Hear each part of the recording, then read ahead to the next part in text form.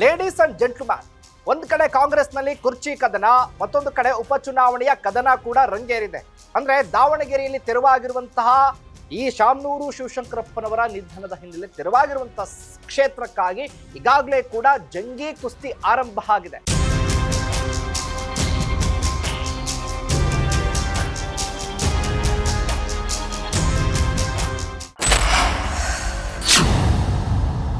ಶಾಮನೂರು ಶಿವಶಂಕರಪ್ಪನವರ ಪುತ್ರ ಎಸ್ ಮಲ್ಲಿಕಾರ್ಜುನ್ ಮತ್ತು ಜಮೀರ್ ಅಹಮದ್ ರವರ ಜಂಗೀ ಕುಸ್ತಿ ಆರಂಭ ಆಗಿದೆ. ಅಲ್ಪಸಂಖ್ಯಾತರು ಸಿಡಿದೆದ್ದಿದ್ದಾರೆ. ಏಕವಚನದಲ್ಲೇ ಜಮೀರ್ ವಿರುದ್ಧ ವಾಗ್ದಾಳಿಯನ್ನ ಮಾಡಿದ್ರು ಎಸ್ ಮಲ್ಲಿಕಾರ್ಜುನ್. ಯಾಕಪ್ಪ ಅಂದ್ರೆ ಈ ಬಾರಿ ಉಪಚುನಾವಣೆಯಲ್ಲಿ ಅಲ್ಪಸಂಖ್ಯಾತರಿಗೆ ಅವಕಾಶವನ್ನ ಕೊಡಬೇಕು ಅಂತ ಆಗ್ರಹಿಸಿದ್ರು. ಇದರ ಜೊತೆಗೆ ಅಭ್ಯರ್ಥಿಯನ್ನ ಘೋಷಣೆ ಮಾಡಿಯೇ ತೀರೇ ಬಿಟ್ಟಿದ್ರು ಇದೇ ಜಮೀರ್ ಅಹಮದ್ ಖಾನ್. ಇದಕ್ಕೆ ಸಿಡಿದೆದ್ದಂತ ಎಸ್ ಮಲ್ಲಿಕಾರ್ಜುನ್ ಏಕವಚನದಲ್ಲೇ ನಾವು ಯಾವನು ಬರೋದಕ್ಕಿಲ್ಲಿ, ಇಲ್ಲಿ ಏನ್ ಕೆಲಸ ಇದೆ, ನಮ್ಮ ಕ್ಷೇತ್ರ ನಮ್ಮ ಇಷ್ಟ, ನಾವೇನ್ ಬೇಕಾದ್ರೂ ಮಾಡ್ಕೊಳ್ತೀವಿ, ಅವ್ರ ಕ್ಷೇತ್ರಕ್ಕೆ ನಾವು ಹೋಗಿದ್ದೀವ, ಅವನು ಯಾಕೆ ಬರ್ಬೇಕಿಲ್ಲಿ ಅನ್ನೋ ಲೆಕ್ಕಾಚಾರಕ್ಕೆ ಮಾತನಾಡಿದ್ವಿ. ಅವ್ನು ಯಾರು ನಮ್ಮ ಹತ್ರ ಬಂದಿಳಕ್ಕೆ, ಇದು ನಮ್ಮ ಕಾನ್ಸ್ಟಿಟ್ಯೂನ್ಸಿಗಳು, ಅವ್ನು ಯಾರು ಬಂದು ಇಲ್ಲಿ ಮಾತಾಡಕ್ಕೆ, ಅವೆಲ್ಲ ಸರಿ ಇರಲ್ಲ. ಅದು ಮಾತಾಡ್ತೇವೆ ಕರೆದಾಗ. ಎಲ್ಲರೂ ಕೇಳ್ತಾರೆ, ಎಲ್ಲರಿಗೂ ನಿಲ್ಬೇಕು ಅನ್ನೋದೈತಿ. ಅದಕ್ಕೆ ಎಲ್ಲರೂ ಕುತ್ಕೊಂಡೊಂದು ಎಲ್ಲರನ್ನೂ ಕುಂದಿಸ್ಕೊಂಡು ಅವ್ರವ್ರ ಅಭಿಪ್ರಾಯ ಸಂಗ್ರಹಣೆ ಮಾಡಿ ಆಮೇಲೆ ನಿರ್ಧಾರ ತೆಗೆದುಕೊಳ್ತಾರೆ. ಇದು ದಾವಣಗೆರೆಯಲ್ಲಿ ಯಾವ ರೀತಿ ಸೃಷ್ಟಿಯಾಗಿದೆ ಅಂತ ಅಂದ್ರೆ, ಈಗ ಉಪಚುನಾವಣೆ ಕಾವೊಂದ್ ಕಡೆ ಇರಲಿ, ಕಾಂಗ್ರೆಸ್ನಲ್ಲೇ ಮಹಾಸ್ಫೋಟ. ಈಗ ಒಂದ್ ಕಡೆ ಅಲ್ಪಸಂಖ್ಯಾತರು, ಇನ್ನೊಂದು ಕಡೆ ಲಿಂಗಾಯತ ಸಮುದಾಯ, ಮತ್ತೊಂದು ಕಡೆ ಕುರುಬ ಸಮುದಾಯ, ಇನ್ನೊಂದು ಕಡೆ ಇದೇ ಶಾಮನೂರು ಶಿವಶಂಕರಪ್ಪನವರ ಕುಟುಂಬ. ಇಲ್ಲಿ ಏನಾಗಿದೆ ಅಂದ್ರೆ, ಇವತ್ತು ಅಲ್ಲಿ ಕಾಂಗ್ರೆಸ್ ಅಂದ್ರೆ ಅಲ್ಪಸಂಖ್ಯಾತರ ಈ ಬಾರಿಯ ಟಿಕೆಟ್ ಆಕಾಂಕ್ಷಿಯಾಗಿರುವಂತ ಮೊಹಮ್ಮದ್ ಸಿರಾಜ್ ಪತ್ರಿಕಾಗೋಷ್ಠಿ ಮುಖೇನ ಇವತ್ತು ಎಸ್ ಮಲ್ಲಿಕಾರ್ಜುನ್ ವಿರುದ್ಧ ಆಕ್ರೋಶವನ್ನು ವ್ಯಕ್ತಪಡಿಸಿದ್ದಾರೆ. ಈ ಕೂಡಲೇ ಜಮೀರ್ ಅವರ ಹತ್ರ ಕ್ಷಮೆ ಕೇಳಬೇಕು ಎಸ್ ಮಲ್ಲಿಕಾರ್ಜುನ್ ಅವರು. ನೀವೇನಾದ್ರೂ ಕಾಂಗ್ರೆಸ್ ಏನಾದ್ರೂ ಕೂಡ ಎಸ್ ಮಲ್ಲಿಕಾರ್ಜುನ್ ರವರ ಕುಟುಂಬಕ್ಕೆ ಟಿಕೆಟ್ ಕೊಟ್ರೆ ಅಜೀವ ನಾವು ಇರೋವರೆಗೂ ಕೂಡ, ಅಥವಾ ಶಾಮನೂರು ಶಿವಶಂಕರಪ್ಪನವರು ಕೊಡೋವರೆಗೂ ಕೂಡ ಕಾಂಗ್ರೆಸ್ಗೆ ಓಟನ್ನ ಹಾಕೋದೇ ಇಲ್ಲ ಅಂತ ಕಾಂಗ್ರೆಸ್ಗೆ ಎಚ್ಚರಿಕೆಯನ್ನ ಕೊಟ್ಟಿದ್ದಾರೆ. ಇದೀಗ ಕಾಂಗ್ರೆಸ್ಗೆ ಉಗಿಬೇಕಾ ನುಂಗಬೇಕಾ ಬಿಸಿ ಬಿಸಿ ತುಪ್ಪ ಗೊತ್ತಾಗ್ತಾ ಇಲ್ಲ. ಬಿಜೆಡ್ ಜಮೀರ್ ಅಹಮದ್ ಖಾನ್ ಅವರಿಗೆ ಏಕವಚನದಲ್ಲಿ ನಿನ್ನೆ ಮಾತಾಡಿರೋದು ಮಾಧ್ಯಮಗಳಲ್ಲಿ ನೋಡಿದ್ರು. ಮಲ್ಲಿಕಾರ್ಜುನ್ ಅವರು ಜಮೀರ್ ಸಾಹೇಬರಿಗೆ ಹಗುರವಾಗಿ ಮಾತಾಡಿರೋದು ಮೊದಲೇ ಅವರು ಕ್ಷಮೆಯಾಚನೆ ಮಾಡಬೇಕು. ಇದಕ್ಕೆ ನಾನು ಕೆಪಿಸಿಸಿ ಮತ್ತೆ ಎಐಸಿಸಿ ನ ಪದಾಧಿಕಾರಿಗಳಿಗೆ, ಅಧ್ಯಕ್ಷರಿಗೆ, ಡಿ ಕೆ ಶಿವಕುಮಾರ್ ಸಾಹೇಬ್ರವರಿಗೆ, ಎಐಸಿಸಿ ಅಧ್ಯಕ್ಷರಾದಂಥ ಖರ್ಗೆ ಸಾಹೇಬ್ರವರಿಗೆ ಮನವಿ ಮಾಡ್ಕೊಂತ ಇದ್ದೀನಿ.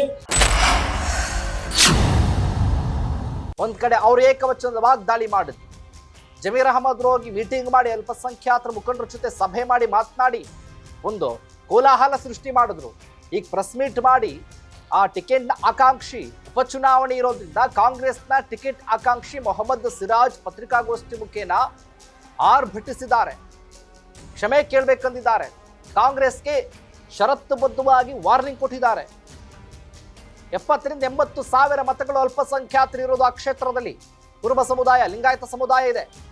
ಪ್ರಬಲವಾಗಿ ಕಾಂಗ್ರೆಸ್ ವಿರುದ್ಧ ಇವರು ತೊಡೆತಟ್ಟು ನಿಂತ್ಕೊಂಡ್ರೆ ಏನಾಗುತ್ತೆ, ಏನಾಗಬಹುದು? ಹಾಗಾದ್ರೆ ಒಂದ್ ಕಡೆ ಮಲ್ಲಿಕಾರ್ಜುನ್ ಅವರು ತಮ್ಮ ಪುತ್ರನನ್ನ ಕಣಕ್ಕಿಳಿಸ್ಬೇಕು ಅಂತ, ಕಾಂಗ್ರೆಸ್ ಕುಟುಂಬ ರಾಜಕಾರಣಕ್ಕೆ ಅಂತ್ಯ ಹಾಡಬೇಕು ಅಂತ ನಿರ್ಧಾರ ಮಾಡಿ ಅಲ್ಪಸಂಖ್ಯಾತರಿಗೆ ಟಿಕೆಟ್ ಕೊಡ್ತಾರಾ?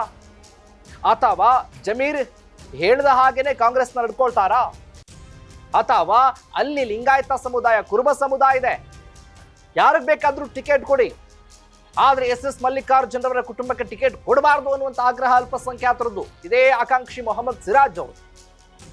ಈಗಿರುವಂತಹ ಸಂದರ್ಭದಲ್ಲಿ ಕಾಂಗ್ರೆಸ್ ಏನ್ ಮಾಡುತ್ತೆ? ಕಾಂಗ್ರೆಸ್ ಏನಾಗ್ತದೆ ಗೊತ್ತಾ? ಇಲ್ಲಿ ಸಿಎಂ ಕುರ್ಚಿ ಕಿತ್ತಾಟ ಏನೇ ಮಾಡಿದ್ರು ಕೂಡ, ಅಗ್ಗಜ್ಜಗಾಟ, ವಾದ ಪ್ರತಿವಾದ ಎಲ್ಲ ಆದ್ರೂ ಕೂಡ ಹೈಕಮಾಂಡ್ ತಲೆ ಕೆಡಿಸ್ಕೊಳ್ತಾ ಇಲ್ಲ, ಬಿಟ್ಟುಬಿಟ್ಟಿದ್ದಾರೆ. ಮೂಗುದಾರ ಹಾಕೋಕ್ಕಾಗ್ತಾ ಇಲ್ಲ ಅವ್ರಿಗೆ.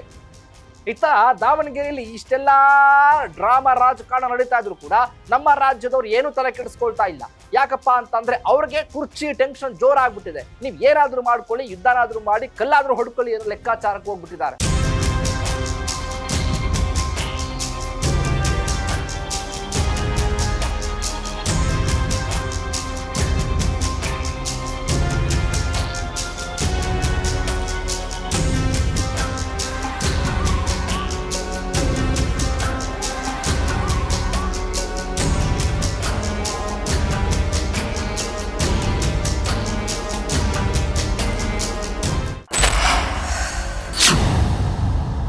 ಇವ್ರನ್ನ ಅವ್ರ ಲಗಾಮ ಹಾಕ್ತಾ ಇಲ್ಲ, ದಾವಣಗೆರೆಯವ್ರನ್ನ ನಮ್ಮವರು ಲಗಾಮ ಹಾಕ್ತಾ ಇಲ್ಲ.